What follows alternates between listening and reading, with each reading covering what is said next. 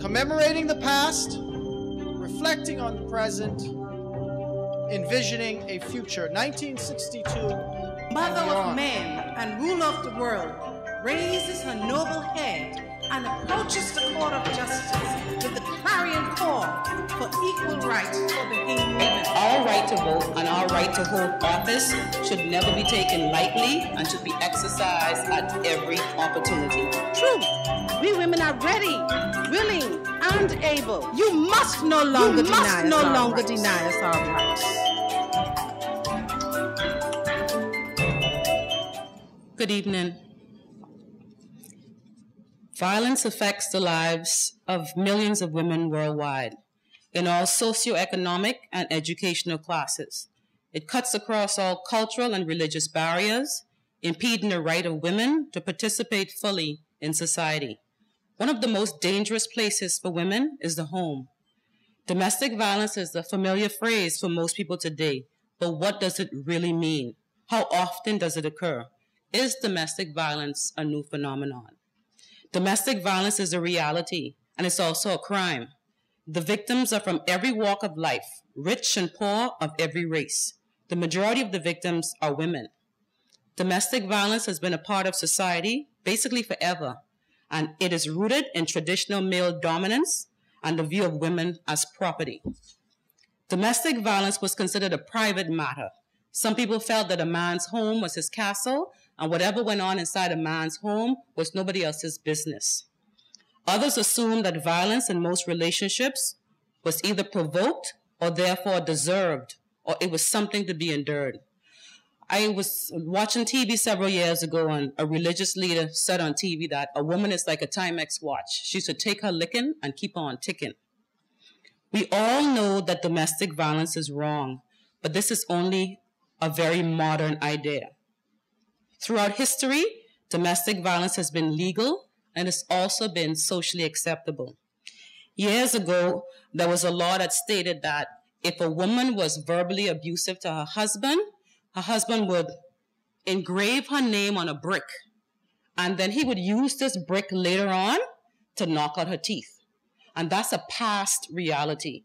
I just had to put, the devil is a liar. This is our present reality. Let's take a trip back into history.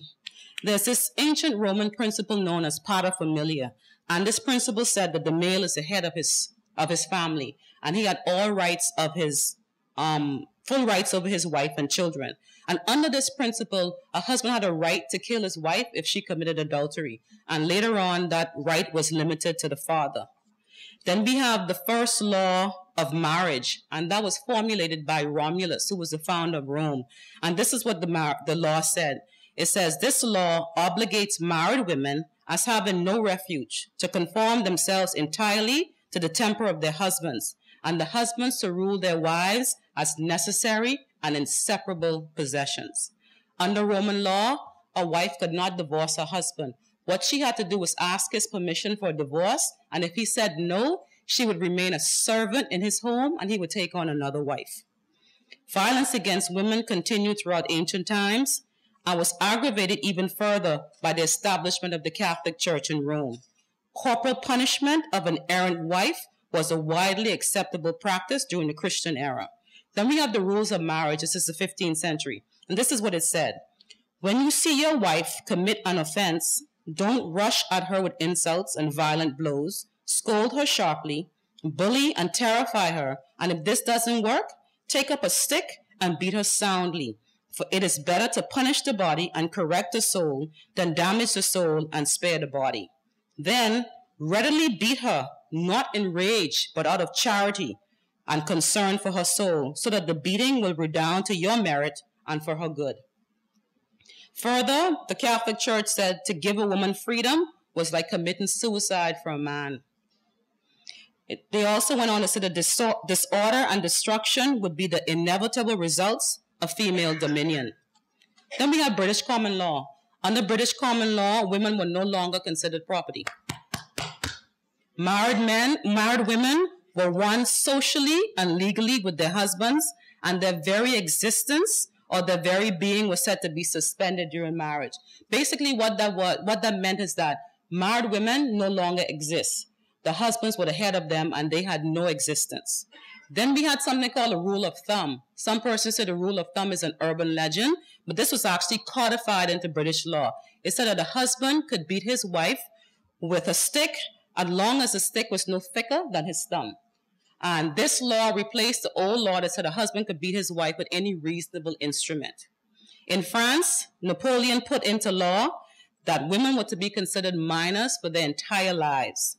He also said that women could be punched, they could be beaten, and permanently disfigured for minor disobediences. This is what the Napoleonic Code said.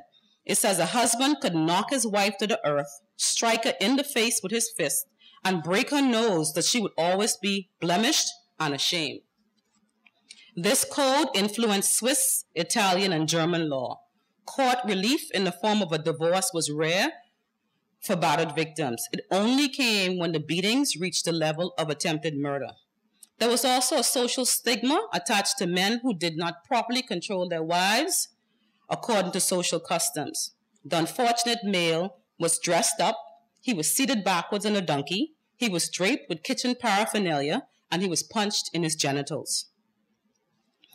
The patriarchal system of authority and the belief in the rightness of the subordination of women went unchallenged and unquestioned until the advent of the women's liberation movement in the United States. In 1849, a small and elite group of American women who became known as the suffragettes challenged the patriarchal systems of authority by demanding the right to exercise their personal power as citizens by voting. They were aware that all other rights and privileges flowed from the most important right, and that is the right to vote. After a long and bitter struggle, women in the United States won the right to vote in 1920, and women in the Bahamas gained the right to vote in 1961. I was in a bank recently and I heard a discussion. This guy asked this other guy, so what you think about this women's suffrage? He said, women suffering, man to suffer too. Okay?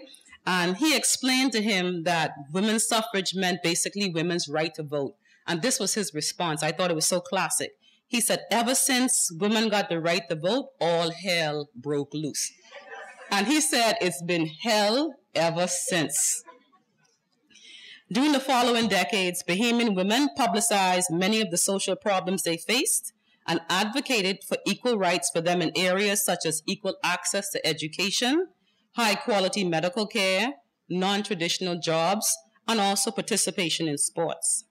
As the struggle for equal rights for women with men continued, women's and children's legal right to safety became an important issue. Domestic violence was a widespread social problem that was shrouded in secrecy because women were fearful and they were ashamed, and they also did not want to discuss their victimization publicly. Once the extent of domestic violence became known, it became obvious that many women were forced to stay in violent relationships because they had no legal recourse. They had no one to turn to for help. They had no job skills or money with which to support their families, and no safe haven to go to. Government's disinterest in domestic violence as a policy issue was seen in the attitudes of the police. The police had little or no interest in family violence and took minimal action. If a battered woman ran to the police, they would most likely return her to her husband and chastise her for her behavior. Also, if a man beat his wife or children, police would not arrest him, and it was considered a domestic affair, just a man chopping up his wife. Law enforcement tolerated a level of violence in the family that would not be tolerated against other citizens. This attitude had the effect of normalizing a certain level of violence within families, as well as reflecting the secondary status of women. Government officials turned a blind eye to the issue of domestic violence, and the ones that did not often enforced religious-based policies that encouraged women to obey their fathers, their brothers, and husbands entirely. In domestic violence situations, the severity of the attack or the extent of the harm was usually the measuring tool used by police to determine whether or not the act was criminal. One of the most important forces for domestic violence policy was the women's suffrage movement and its visible political confrontation of the status quo, which had imposed an inferior status for women. Today, as a result of the efforts of Mary Ingram, Mabel Walker, Georgiana Simonet, Miss Lockhart, Isaacs, Wilson, and others, Bahamian women have used their voice and political power to influence legislation that criminalizes violence against women. The right to vote has transformed women's position at all levels and opened up opportunities for women to be heard and to become involved in social policy development. Today, violence against a woman in her home is now defined as a crime by our society, and the criminal justice system treats it as such.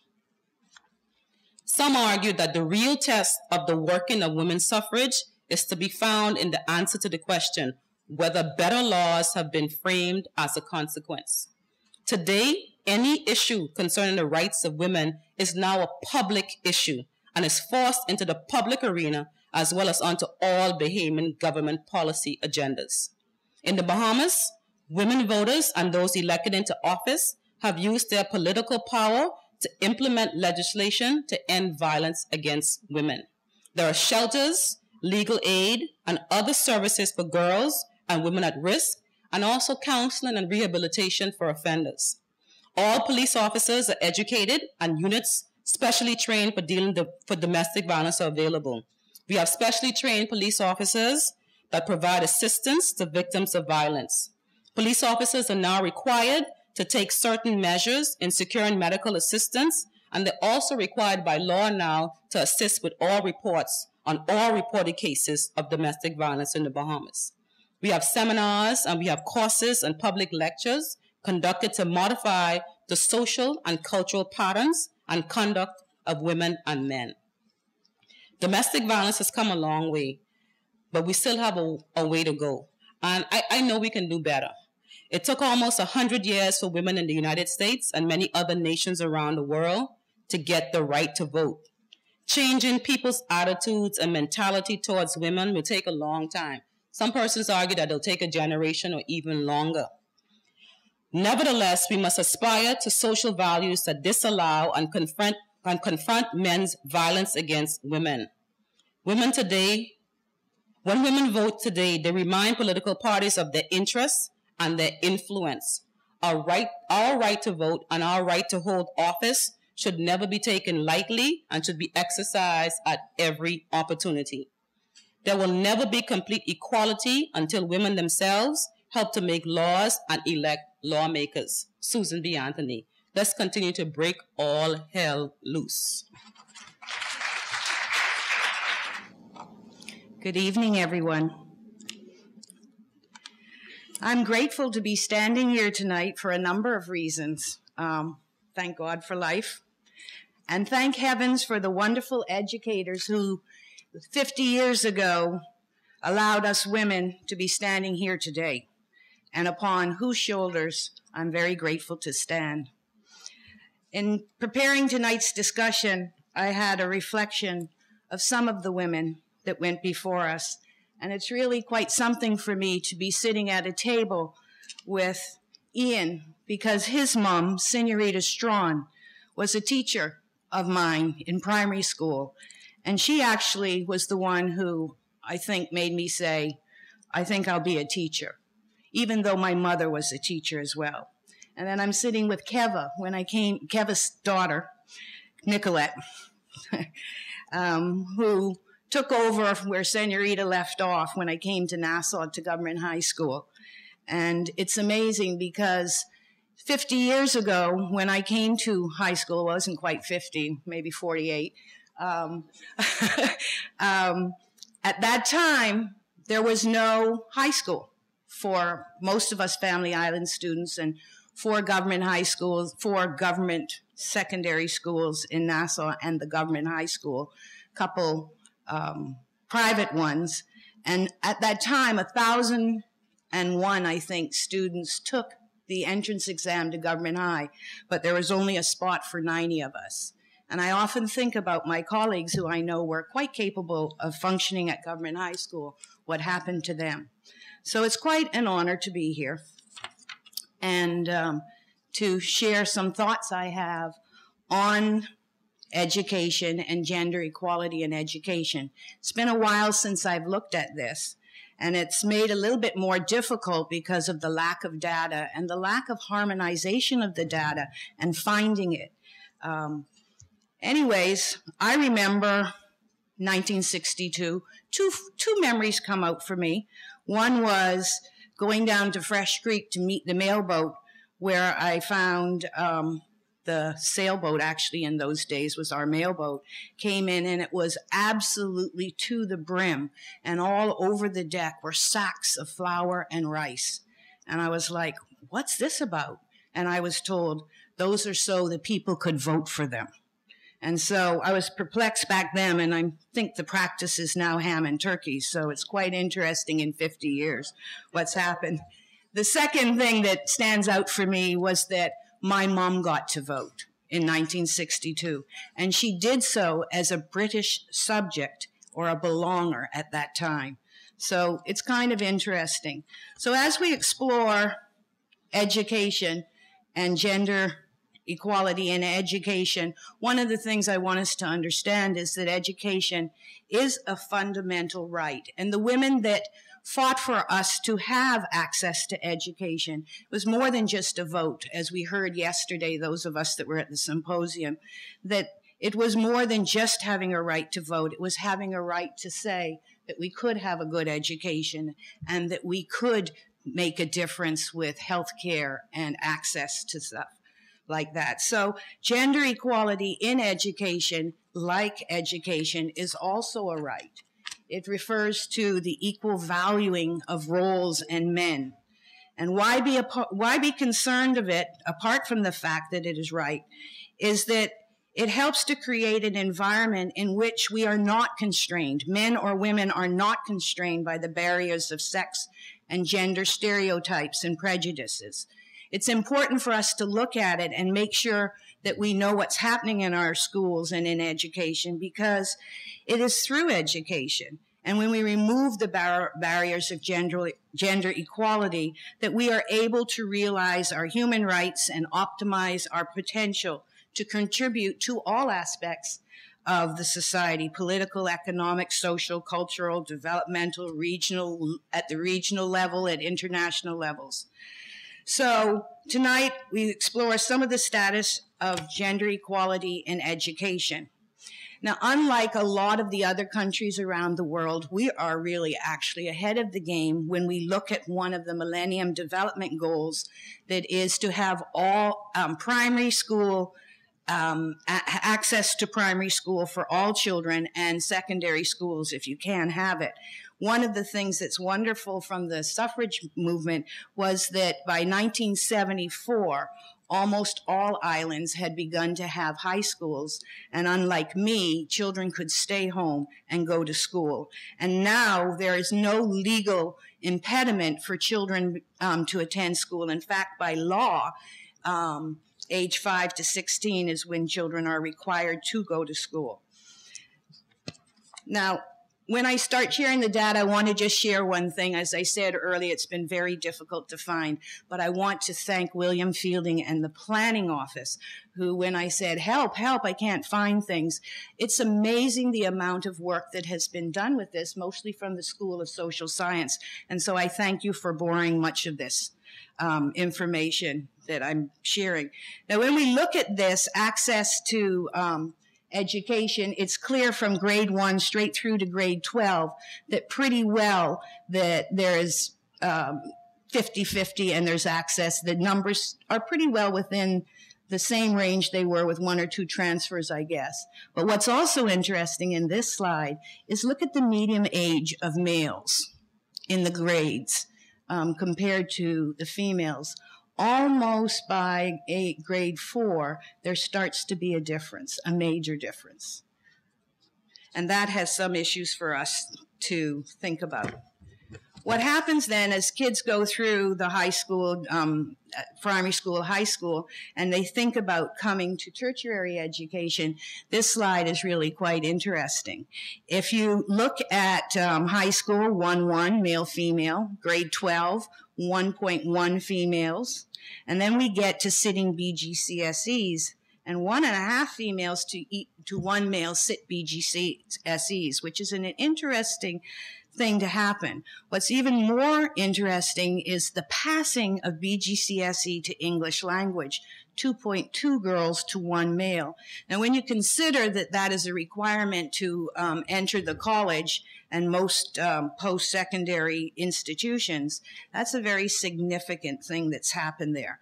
And there's many reasons that that might be, including differences between how we learn and how we think. What's fascinating as well is by the time we get through graduation, it's 5.2 females to 1 male. It's changed a little bit, but not much. The question, though, is where do these students go in college? And is there a reason why we come to the schools that we come to? Now, this is an old slide from 2003 to 2005. And if you look at this, underneath, you know we've changed those acronyms many times. But the second very tall one is the nursing school. And the next tallest one is the School of Education. And you can see that I should have colored them pink because those are considered the feminized schools. And so the question has to be asked, how is it that girls end up in these kinds of discipline? What are the expectations that either have pushed them there or pulled them there? And while we know that schools are only one aspect of how we socialize ourselves, I mean, the family is the first, the community, the church, it's something that I think we might want to really investigate a little bit further. I mean, how do we pass on the messages to our girls that math is too hard, or to our boys that being a primary school teacher is a sissy thing to do? Because those are the messages that we give them. So when we look at this, the question has to be asked, so if girls have more education, let's look and see what kind of professions that they choose to go into. And if you can notice there, the ones that have the high female to male ratio, most of those professions require a higher education and require some kind of degree of some type. So when you look at that, it's pretty clear that the pink professions are where the women are stuck in. Not stuck in. What I would like to share is that even given this statistic and the other ones, 27 in 2000 census, 27% of the females and 39% of males who left school left so with no academic certification at all, no public exams, and no school leaving certificate. That's significant. So when we look at this, we say, well, let's look and see if maybe the pull to these professions has something to do with the compensation we get. Maybe it's because we make more money. When we look at this, we see a very startling finding. Males, regardless of the profession, make more money than females in the same profession. In fact, across the board, we make 70% of what a man makes.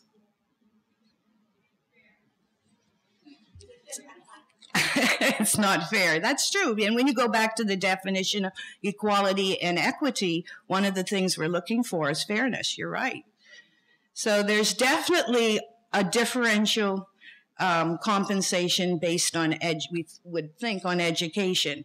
So why is that? What is the message that females and males receive from this? And what's even more startling, I think, is that this difference in the money that we make, the compensation, happens across all age groups. So a female from the age of 20 to 65 will always be making less than a male. maybe we do need to come and get extra degrees so that we can see if we can make as much as a male. And this next slide tells us that I think that that's something that we might be doing, but it doesn't really work out. You will note here that a female with a bachelor's degree makes less than a man with an associate degree. A female with a master's degree makes less than a man with a bachelor's degree. And so a woman must have almost an entire degree higher than a man in order to have some kind of similar compensation. And here's another one to show this. You can see that a female with a master's degree makes less than a man, or well, just a little less than a man with a bachelor's across their lifetime. So when we tie this all together, it's really clear that women need to have more education than a man in order to get some kind of compensation. Not quite sure how we address that. I think unions have done very well to help to make sure that in specific fields, regardless of your gender, you are paid the same amount. And I think that's one of the wonderful things that unions do. Anyone who knows me knows I love what unions do. All right, so the question then is, when I started to look at is, well, let's see if that's the same case within schools. And how can we look and see what kind of equality there is when we look at schools. So I got the 2009 and 2010 statistics from the Ministry of Education. And then we had 2,627 female teachers. These are trained teachers. The statistics for untrained teachers is very interesting. There's, I don't have a slide for it, but it basically speaks to the fact that there are percentage-wise more untrained teachers than female untrained teachers, percentage-wise. Anyways, if you look at this, the percentage of males that are teachers across the different schools, and you look at the number of males that are administrators, we then see another imbalance in a way. 4 female teachers to 1 male teacher, yet there are 2 male administrators to 1 female administrator. Put another way, almost 20% of the 613 males are in administrative positions, which compares to 10% of the 2,627 females. Per capita, if I can use that term, clearly females are underrepresented in administration as well. And again, ask the question, what is the message to the young boys and girls? Is this a part of our push? Is this part of our pull? And how are we managing this, and how are we addressing this? I'd like to say at this point, too, that when I look through the literature from the task force that was done in the 1990s by Keva Bethel, who led that team, and all of the Ministry of Education documents that I could get my hands on, including the 10-year plan that was just produced last year, there is no discussion about gender. Okay? So, up to this point, in a way, I've been kind of suggesting that women and girls are somehow disenfranchised. What is clear, though, in gender equality is that we also have to track what's happening to some of our male students. Clearly, our boys are not attending post-secondary institutes. And if compensation is the driving force behind these decisions, then perhaps they have no reason to. Maybe they don't need to, and perhaps there are other issues that get in the way. The fact that they drop out earlier in high school, the statistics tell us that they drop out, that we really have an issue because we're spending a lot of money in education, and I don't know if we can afford to lose 50% of our human potential. So let's look at some of the data that's happening in schools and how maybe classrooms ask some questions about how classrooms may be contributing to some of the issues, and maybe there's something that will come up for us. This is looking at special education. Are our boys that are dropping out, are they also being pulled out? And if you notice here, 1.69 males to 1 female are pulled out for special education. More boys repeat than girls, 14% versus 7% of the girls repeat in high school. And one of the suggestions for some of the issues with special education is physical abuse of boys. Now, they haven't done a study on females yet regarding this, but it's pretty clear that boys are physically abused more in the schools. Now, what's the message? What's this telling us? When we look at the aspirations and engagement at school by grade and sex, perhaps this has something to do with it. I want you to pay attention that across all grades for both boys and girls, there's a diminishment of enthusiasm. And perhaps for the boys, it may be the setting in of the realization that they're just not going to cut the mustard and they're not going to go any further. What is key to is the link in the literature and the research that suggests how poverty may be impacting some of the learning and attainment of both girls and boys. Because poor children, and this is from some unpublished data from the planning unit, their data clearly states that they drop out of school or don't attend school and are absent more because they don't have any money for lunch or transport. And some of the figures that's starting to come out in the data is something that I'd like us to look more at, is the intergenerational issue of poverty and how it's impacting education and its attainment. What is it that we're doing that's keeping this cycle going? And again, if we lose 50% of our population, then what's going to happen? Note that from grade 7 to 11, by grade 11, 63.9% of the boys, only 63.9% think their teachers think that they're going to do well. Pretty sad.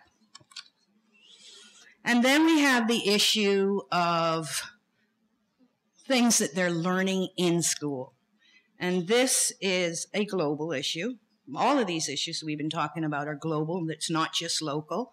You see it in the literature. You're forced to sit, get through it. Things that you're learning have nothing to do with your real life. It's just a place where you go because you have to.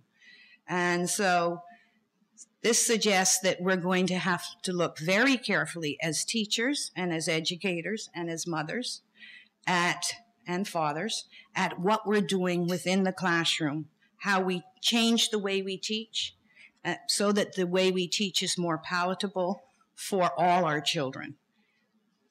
At the moment, the typical classroom supports learning, girls better and their learning, because we tend to like to sit down and we tend to like to work in groups. From the research on development, by grade 2, girls are already advanced almost a year ahead of boys in their language development. Boys, on the other hand, are spatial, movers, want to move. So there is something that we now need to figure out on what we're doing inside the classroom.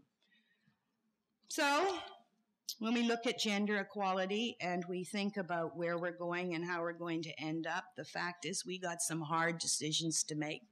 We got to fix ourselves in a good way.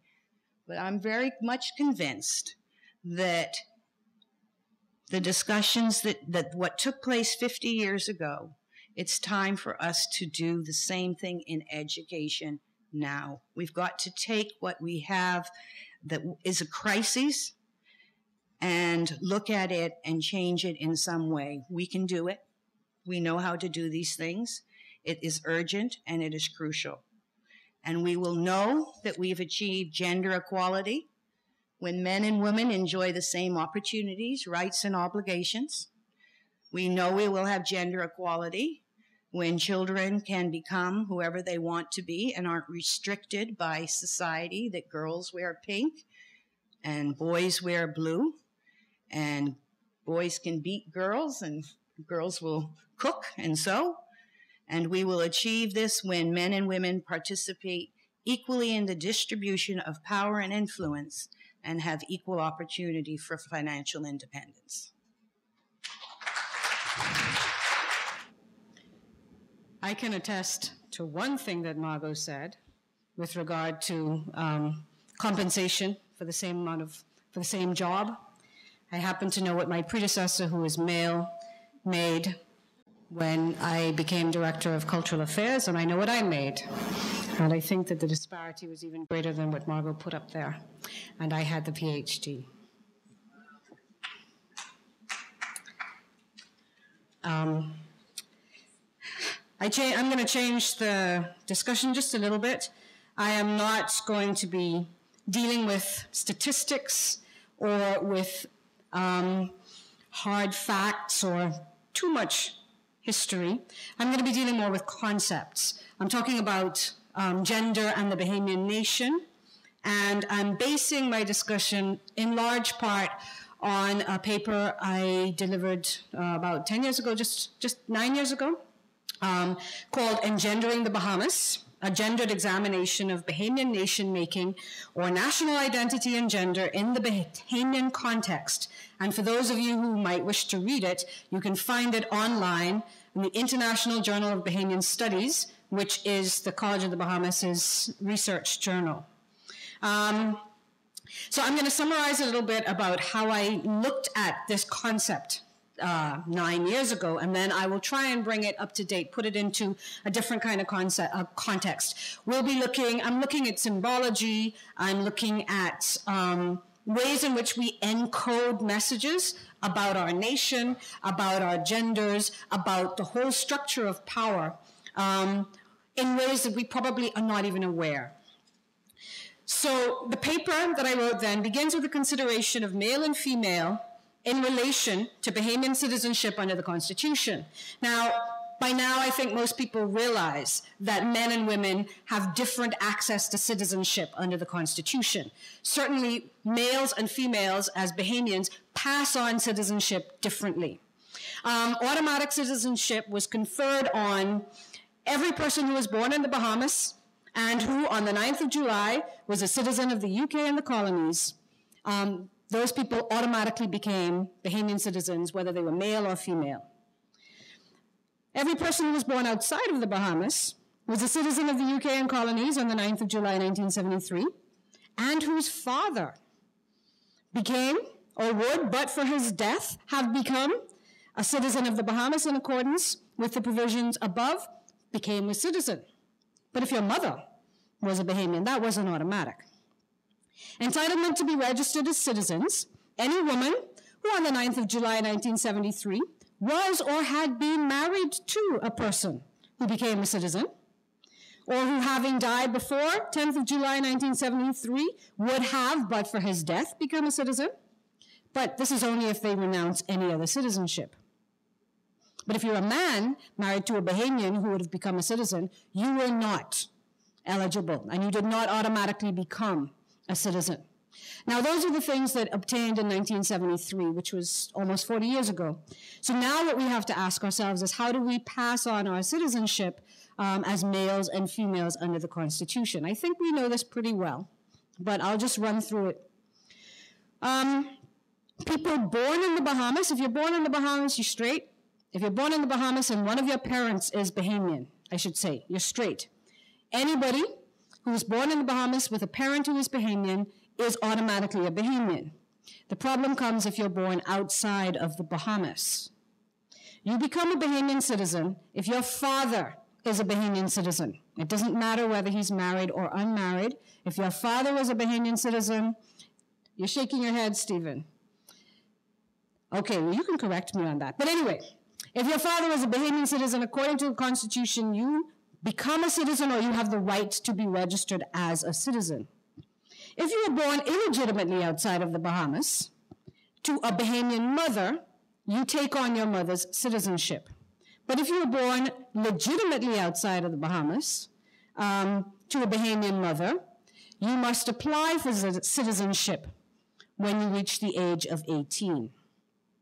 So this gives us a sense that even under the Constitution, as participants in this nation and as citizens, men and women are differently entitled. The paper that I wrote considered the referendum of February 27, 2002, which proposed, among other things, to rectify this inequity. Now, I seem to recall, and I am not entirely sure that I'm going to be correct, but 66% of the voters rejected the idea that this should be equalized. So what does this say about our nation? How do we start to look at gender and national identity? Well, I'm going to look at it in a couple of different ways. I'm going to go off in a number of different ways, and I'm going to focus a lot on, as I said, on symbolism, on symbology. I'll start with the concept of the imagined community. Benedict Anderson, starting his writing in 1983 and revising in 1991, came up with this concept of the nation as an imagined political entity.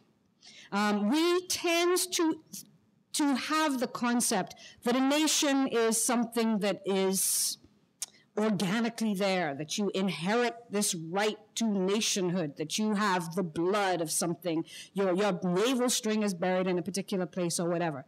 But Benedict Anderson argues there's something imagined about this group of people. Part of it is because we will never know all the people who are in what we call a nation. We have to imagine this connection that is between us. He contrasts modern nations with collectivities that existed before that. And in most cases, we could call them face-to-face communities or communities that had a kind of hierarchical collectivity. You were not necessarily the same group of people. You were not the same as the people down the road, but you served or you pledged allegiance to the same ruler or the same king. A nation is quite different. A nation depends upon collective imagination, on a myth-making, perhaps. National identity is a fictive commonality, and the nation is consciously invented, and it is held together by common narratives. Now, what does this do in the Bahamas, where the common narratives are, by and large, the 21st century is changing this, but are by and large understood? They're not necessarily written down anywhere. They're kind of understood. There is a theory in the study of nationhood that addresses this. There's the idea of the nation builders who go out and create from the ground up this kind of national identity by doing all kinds of things, most of them artistic, by going out and collecting folk tales and folk songs and creating a whole national sound, music, look, aesthetic, and so on. That's what's termed nation building by a man named Foster. But there's also what he calls nation making, which is this kind of almost accidental creation of a collectivity that doesn't necessarily have quite such a conscious thrust. And I argue that in the Bahamas, we fall into that category of groups of people who have a nation-making past rather than a nation-building past. And I'll look at that a little bit later. But I trace it back to the idea that the struggle that we put most of our energy into in the Bahamas, the collective struggle that we put most of our energy into, was not a nationalist struggle. It was not an anti-colonial struggle. We were really not kicking the king out, or the queen, or the prince, or whomever.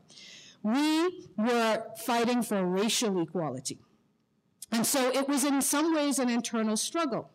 So the election of the PLP in 1967, unlike the election of nationalist parties throughout the rest of the Caribbean, represented a departure from this previous status quo, where a majority of people of part or whole African descent were ruled by a minority of people who had most or all European descent. And that was the victory that the Bahamian collectivity had been struggling for.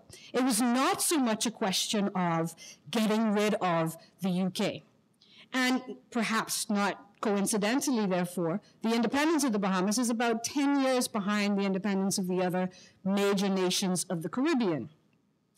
And I argue that Bahamian nation-making between 1967 and 1972 was not so much a national building, breaking away from a colonial past. What it was a building of an Afrocentric identity in the form of a nation. The rhetoric of nationalism that came along with independence in 1973 was a racialist one. The Bahamas was defined as a black nation.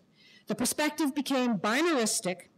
White Bahamians found themselves, certainly in the first 10, 20 years of independence, considerably marginalized in a number of different ways. And we've seen the discussions in many different arenas, from the symbology of the flag to the concept that, white Bahamians don't actually exist.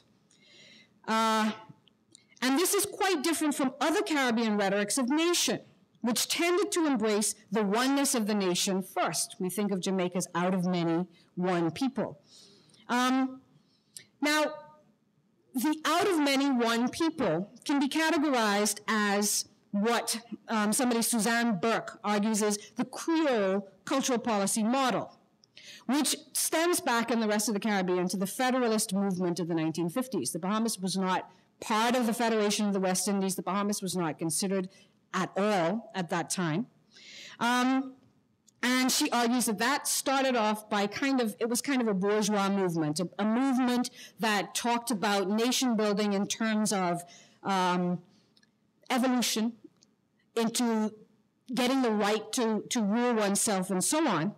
And later, this developed into the plural society model and started to look more at the masses. The Bahamas moved straight into this concept of a nation comprising the masses. And rather than dealing with the plural society model, our nation was initially founded on the idea that the grassroots, the true Bahamian, comes from the grassroots of the majority. And we have had considerable trouble ever since then accounting for the minorities of our population as being true Bahamians. And we can continue to have this discussion today. People are still asking the question, what is a true Bahamian? And the concept generally is somewhere in the back of somebody's mind. It is somebody who is from the working classes, of African descent, generally of a Baptist or a Pentecostal or a non-denominational religious leaning, and so on and so forth. But I will argue that all of this comes out of the struggle for majority rule, which then was translated into or imposed upon the nationalist discussions of, I'd say, the first 20 years of the Bahamian nation. So now I want to move back to the whole idea of race and gender. And I'm just going to make a couple of connections, which may or may not hold water. You can decide. But one of the things that I wanted to talk about was this concept of women having less right to pass on citizenship or less entitlement to citizenship than men under our Constitution. In the paper that I wrote in 2003, I made the argument that this was rooted perhaps, in part, in some of the strategies employed during the 1960s by the United Bahamian Party to boost the numbers of people that would vote for the UBP, which involved the naturalization of immigrants of European heritage as opposed to the naturalization of immigrants of African heritage. And so perhaps this concept was carried over by the framers of the Constitution. I'm also going to look at it anthropologically. There's a theory in anthropology, which I may or may not subscribe to, but let's just use it anyway, that one of the fundamental ways of exchanging, of economic exchange, is the exchange of sisters for wives, okay? And the people who have the power are the people who get to exchange these sisters and wives. So when we get the Constitution being written, maybe what we could see is we are trading our women. Our women can't trade us. And so men have more right to confer citizenship, to transfer citizenship than women do, because one wants to control the reproductive abilities of the woman. So we can say that the variable identification under the Constitution can be linked to that recent history. Women of the society, I argue, were regarded as the vulnerable place in the Bahamian armor. And women could go off and have children by all kinds of people, and thereby, how can I put it, sully the Bahamian blood, and therefore, the citizenship that they were able to confer was curtailed somewhat. We'll notice that husbands are excluded from this citizenship conferring, while a wife has, to some degree, in theory, more right. If a Bahamian man marries a woman from abroad, she, in theory, has more right to citizenship than if a Bahamian woman marries a man from abroad. And again, there's a differential in among the children of those two people as well. What I want to suggest now is that there is an irony in this whole concept. Because what was happening with the black leaders of the New Bahamas is that you can see them reenacting the narratives of empire, what has been called by Anne Laura Stoller the eugenics of empire. The concept that the men of the empire are the people who are conferring entitlement and right again, and women being secondary. Inherent in all of these ideas is the concept of the passivity of women versus the actor who is male.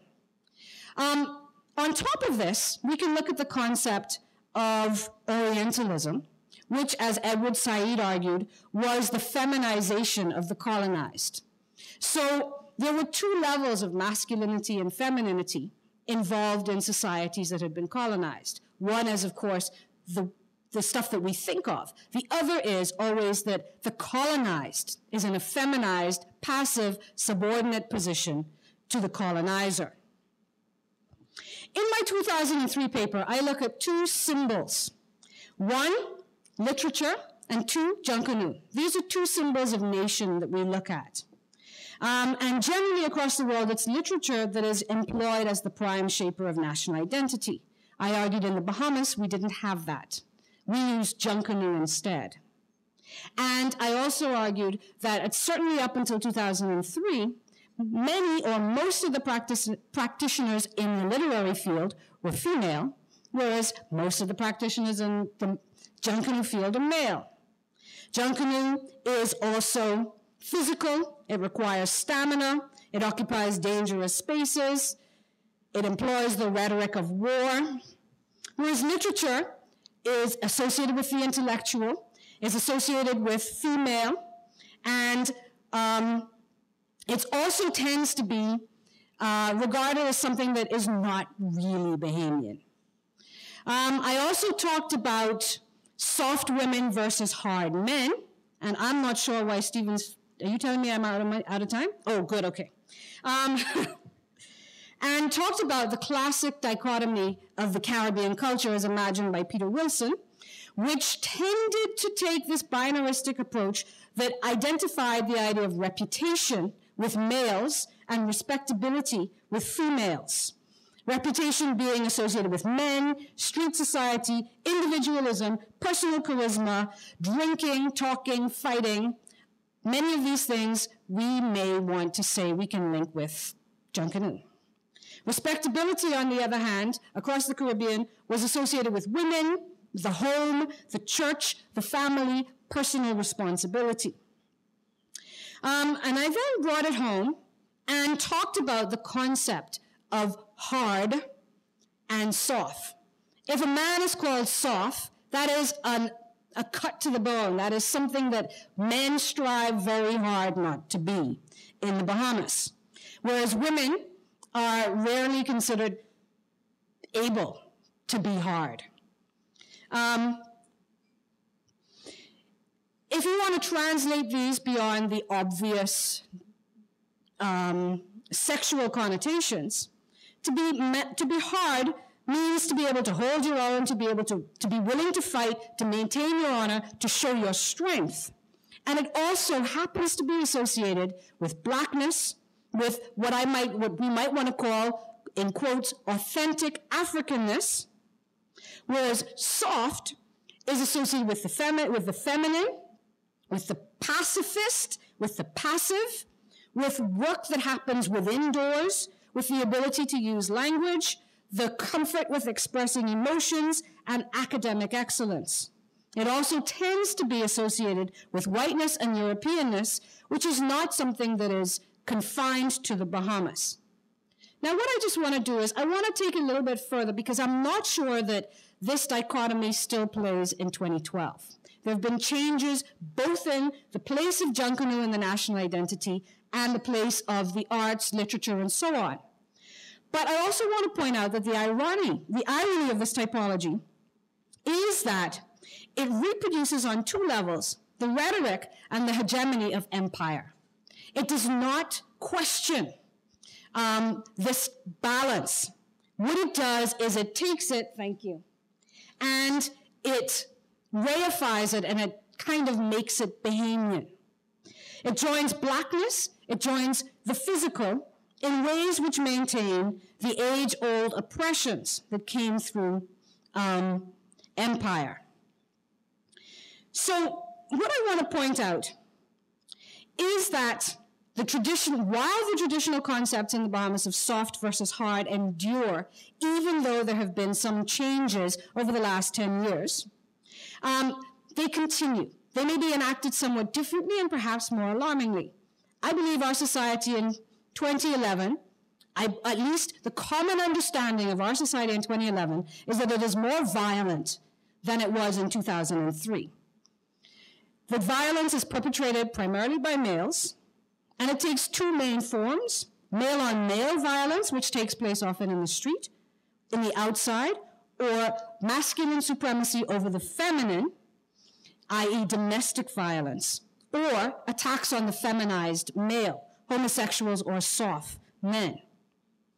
Similarly, our political rhetoric has polarized around the same dichotomy. If you think about the way in which the leaders of the political parties in the last decade have been presented, one could look at a masculine leader versus a feminized kind of leader. Somebody who is hard, tough, able to take decisions, somebody who's soft, consults, is not so much able to take decisions. And this is ironic because 20 years ago it could be argued that the PLP would be associated with the grassroots, the African, the aggressively masculine, particularly given the fact that women were not run on PLP tickets before 1992. While the FNM was associated with the middle class, the pale-skinned, the feminine. We have a couple of challenges which can be related to the other presentations. The concept of the intellectual as being something that is anti-masculine, something that's associated with whiteness, more acceptable for women than for men. And we can even see this carried into the political. Politicians are often overproud, I say, of their own ignorance. They tend not to consult local experts and do not recognize local expertise. And they don't necessarily recognize that they're enacting this gendered dichotomization of the nation. I know I'm running out of time, but I just want to point out that the masculinity that we're swallowing, we have to be careful of, because it has roots, as I have already said, in the oppression that came with empire. And one of these things was the masculinization as well as the feminization of the African. The masculinization of the African was what I might call a neutered masculinity. It's hemmed in by structures of power that exclude it altogether. And it is the kind of masculinity that justified the enslavement of the African. It is a masculinity that is defined in terms of evolution, in terms of savagery, and the masculinity, therefore, that endures today has two elements. The first one is a masculinity that exists in the structures of power. It's the masculinity that ensures that the most powerful individuals in the world are white men who amass economic riches, influence governments, administer multinational corporations, and shape the world to their own desires. This masculinity is white, literate, powerful, and mostly external to our own reality. It constructs the hegemonies that shape the realities of the rest of us. The second is the masculinity that we continue to enact in our nation today. And this is the masculinity that is the residue of this concept of savagery. In this model, the masculine is associated with physicality, is tied exclusively or almost exclusively to the body, is used consciously and unconsciously to justify continued oppressions. And what this masculinity does not have is any power on the global scale at all. I'm going to leave that idea there. I'm sure I went more than 5 minutes, even after Jessica gave me the thing. But I'll leave this with you and be open to questions later. Thank you. I'm honored to share the panel with such very bright people. And in fact, the order is great because I am right actually in the space of the ideas that Nicolette has shared. I am working on a film, documentary, which asks really 4 questions. The first is, what's wrong with Bahamian men? Now, that's a loaded question. Of course, I'm deliberately loaded. I'm not a traitor to my side. But it's a deliberately loaded question. And the second is there a man shortage? We know there's a man shortage at the College of Bahamas. The third is, what difference does a man make? And the fourth question would be, what actually makes you a man? So at some point, this imaginary movie of mine will explore these things. But I'll just share a few thoughts on this subject. And they're somewhat disparate. The first one is that in our country, I think we still define manhood as the power or ability to provide and to protect. What's interesting, a responsibility to nurture or care for. That kind of thing is gendered female, and that's probably very traditional, I suppose. Of course, and also I think when we talk about crime in our country, we talk about the single-parent family and the absentee male, the absent father. I wonder if we aren't assuming that the male presence would automatically be a good thing. If we aren't assuming where you'd automatically have greater stability, that the boy in that family, because that's what we're concerned about, male violence, because most of violence is male, would have self-esteem and he'd be more obedient. I wonder about that. I wonder, in the heyday, the golden days, the good days when Daddy was home, what was his presence actually contributing? And these are just questions that I have, and we'll see how, I guess, during the conversation, what emerges. And then it seems to me that we are definitely a very homosocial society. Homosocial. Not homosexual. We don't like that. But men want to spend almost all their time with men. Think about it. But we don't like gay people. But actually, if I have to go for a drink, watch a game, most of what I need to do, if I need to confide in somebody, I trust my boy more than my own wife. That's the culture. Homosocial. Very, very interesting. And there's a hatred of women in a sense. Because as you grow up, almost everything that's not male enough that you do or not appropriate to your maleness is labeled feminine. So For instance, on the basketball court, one of the best insults is to call somebody a panties. Right? Use a panties. Stop acting like a panties. Use a gal. Stop being so galish. All of that soft, and Dr. Nicola talked about that, and light. And very fascinating correlation there between light and white. But so all that is interesting. But what I also find interesting in our culture is that there seems to be a greater tolerance for the female who cross-dresses male. So women are allowed to perform manness in attire and walk and everything, but men are not allowed to perform womanness. That's bad. And you witness crews moving through with one cross-dresser included, who is a part of the gang. Not a problem. Interesting. And so we have a very hyper macho society, and Junkanoo is is interesting space for that, because of course Junkanoo is this expression, as Nicolette said, for this display of masculinity, of strength, of virility, of prowess, of skill. But Junkanoo has changed. It's not as scary as it used to be, and now you have these manly men who are trying to out-pretty each other, ironically.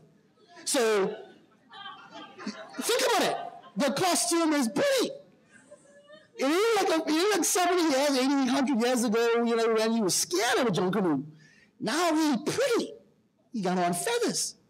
So, but he's still a real man. So there's that interesting morphing going on.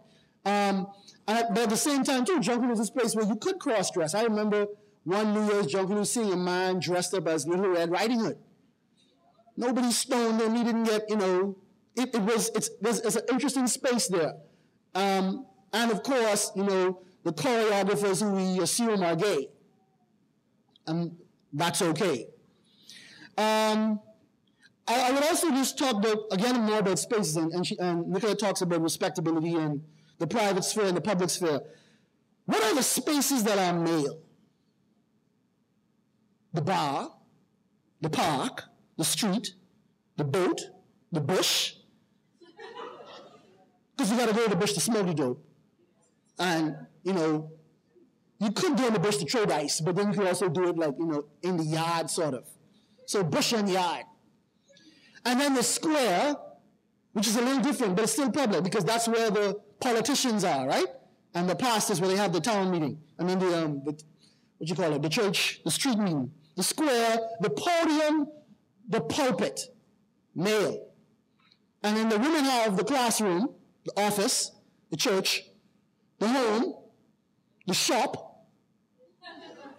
and the hospital. Those are the feminine spaces. But if you go back to Margot's little thing there of the males being administrators at a higher rate, men are still in charge of all of those spaces. They're still heading to school, they still run the bank, even though there's all women actually working in the bank. And only women in the church, but the man is a pastor. So we have this, we still want the man in power. He still must have the power. The doctor is the man, And then I was trying to think of a couple of equations, and the only one I could really come up with was tool. The tool is, an important male thing. The tool is to man as book is to woman. Nobody expects the woman to know what a crescent wrench is. But we expect women to know how to read. We don't actually expect boys to know how to read. And then I'd talk a bit about what are those things that in my own formation as a young male that were expected, that were the ideal. My peer group expected, looked up to, and respected. And masculinity or manhood was defined by a couple of things. You had to be a good fighter, a good drinker, a good marijuana smoker, a good athlete, a good lover, and a good player. They're related, but they're in the same. And then this last one, Nicolette used the term hard. You had to be hard. Hard could also mean you were cold. You had to be cold, so cold and hard. And what does that mean? Essentially, you were able to, you were pitiless. And there was this expression when I was just graduating high school. The expression was no love. Y'all, many of y'all are too young to even remember that. But this was like the mantra of males. No love, but I ain't got no love, but I ain't got no love. All right? Okay, I'm sorry to hear that. Where do you go with that? And the emotions that you could show that were acceptable were rage, contempt, greed, lust. But if you were a woman, then you were allowed to have this interior life. You could have a diary. You could read.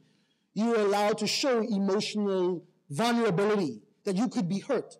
You were expected to be responsible. Your actions should be responsible. You were expected to possess or be capable of restraint of certain kinds. And so what it ends up is that half of our population is allowed an interior life, and the other half is just living all on the exterior, which is scary. So we have a culture and a society that cultivates the heart, mind, and soul of its women, and is only interested in the body of the man. Now that's troubling. But of course, in another way, men are only interested in the body of the woman.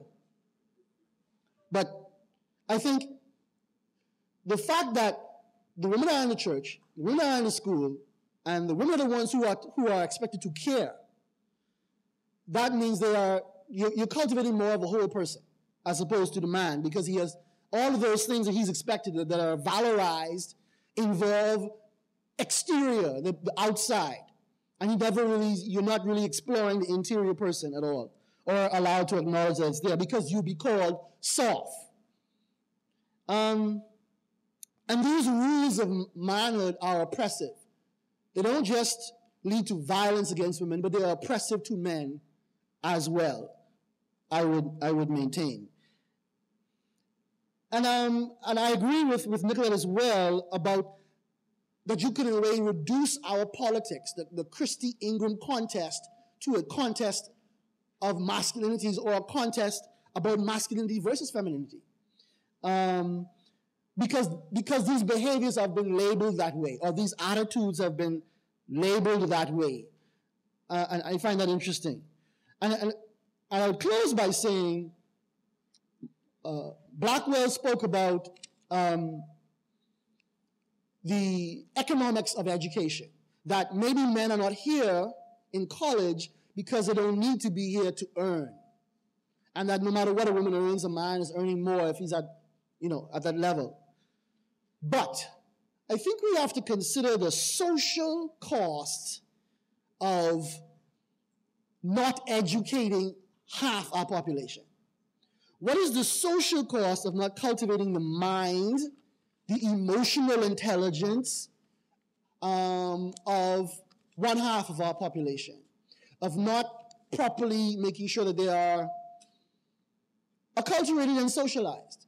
And I think that it is destructive, dangerous to us as a society, because money aside, these men become fathers, these men are citizens, these men vote, they make decisions, and we seem content with a situation where we have women exposed to a higher level of reflection, introspection, analytical thinking, but we leave men in this realm of the body and of certain kind of aggressive emotions. And that's very troubling. Thank you. Well, I don't have the figures, but I know it's been well over 120 million.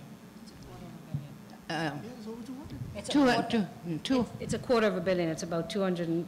It's between 240 to 255 million dollars. Both of you were wrong. More? Or less. It is 280 something million for Okay, education. there we go. Yeah. But, And my research has led me to believe, not to believe, to come to the conclusion that that is not substantial. well, that could be argued, and I could, in some instances, agree with you. I think what I want to share with that is that how we're spending it needs to perhaps be looked at in a very thorough way. I am a chartered accountant. And no matter how you cut the budget, if you are spending $280 million where you're supposed to be spending over $500 million, you cannot make this work. Let me give you some numbers. The United States, Israel, Zimbabwe, Japan, South Korea spend close There's to... a confusion with the black male about where they really stand based on, you know, they're getting an education.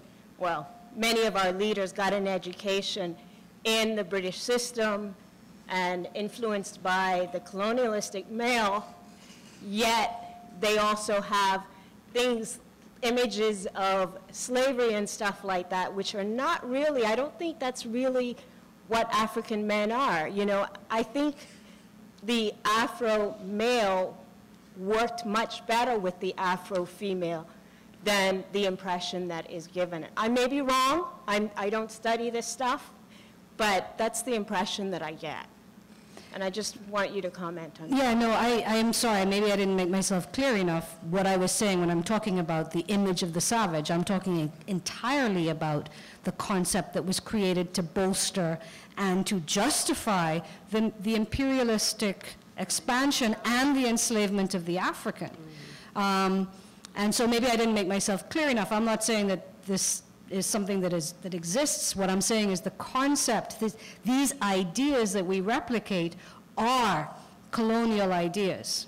I also, I mean, I didn't talk that much about the direct colonial impact on our thinking, probably because I took it very much for granted and maybe I'm too old. And maybe people don't necessarily live in that same space anymore. But yeah, I mean, clearly, I guess talking about the conceptualization of the world that existed and that shaped the way of thinking of the people who wrote our Constitution, absolutely. It was entirely steeped in colonialist ideals and so on. What we never did was rethink, reimagine, interrogate those ideas and come up with a concept of the nation that is more our own. The issue of poverty that I shared here was in the context that if a kid is hungry, if he doesn't have any money to get to school, he has nothing to buy for lunch, then he's not going to go. A poor child will not go. They can't go. There's no way. The other aspect of poverty when you're dealing with food, issues of food and stuff like that, it directly impacts the learning that will not take place. You can't learn if you're hungry. You can't learn if you haven't hydrated yourself. You can't learn if you've just watched your mother be beaten up. There's so many social issues going on that need to be tracked and documented and addressed. So that concept of poverty. And yes, education at one time when I was growing up was the way for you to get out of a certain situation.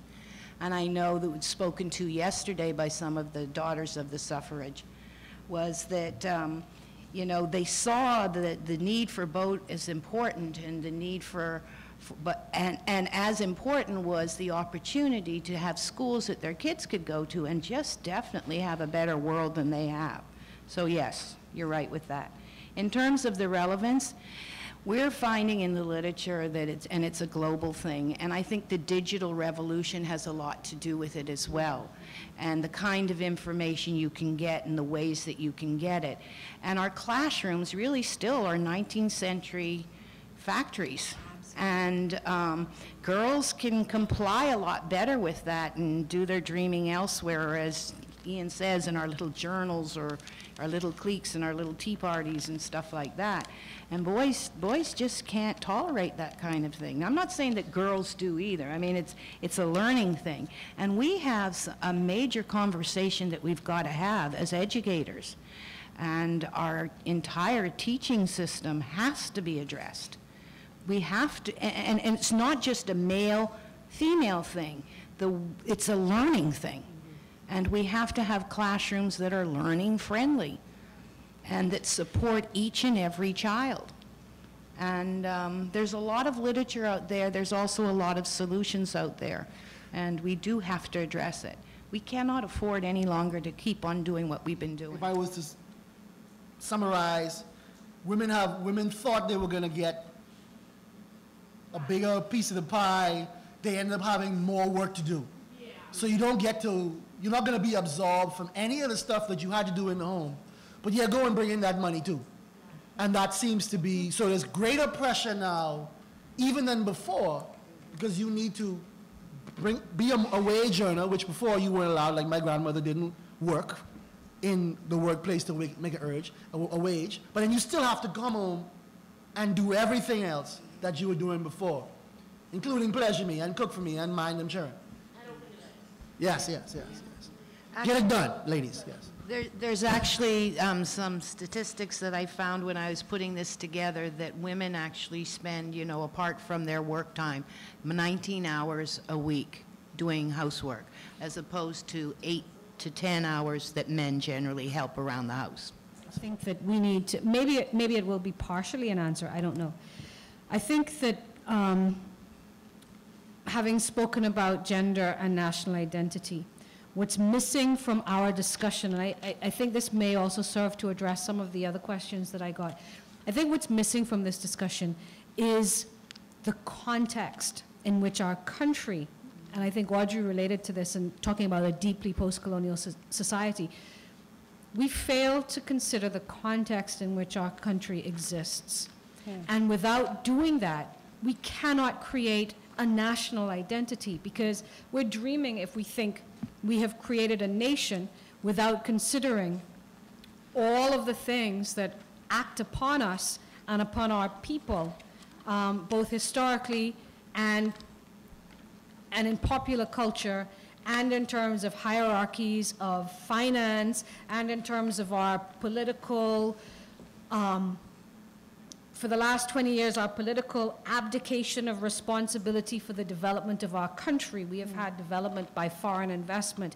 I have not yet, for the last 20 years, I have not heard of a government who has talked about how they're going to invest my tax money in making my country better. I've heard about people who are going to attract more foreign people to bring their money in and take it out when they finish with it. You're getting roads. And so I guess what I'm getting at is the only way I can respond to that is that, for me, the only answer lies, again, speaking from the perspective of the national identity, in understanding the context in which this nation finds itself, and then figuring out how to, and this is the macro answer, Ian may give you a micro answer, or somebody else may give you another answer, but how to reshape our socializing institutions within that context. I can't answer that whole question. I just know, as an educator, change and transformation comes through education. And I think we have to continue the discourse. And I think we have to force ourselves to the table and to discuss some of the hard things that we have to discuss. We can't continue on and expect it to be any different but get worse. That's right. And I am so sad every day when I hear another person has been shot, somebody's child, somebody's brother, somebody's father. And there's enough research out there globally, a little bit happening in our country, that can tell us that, you know, there's massive connections between poverty and crime, and there's massive connections between education and crime. And it's time for us to have this be on our national conversation list every time we meet. Okay.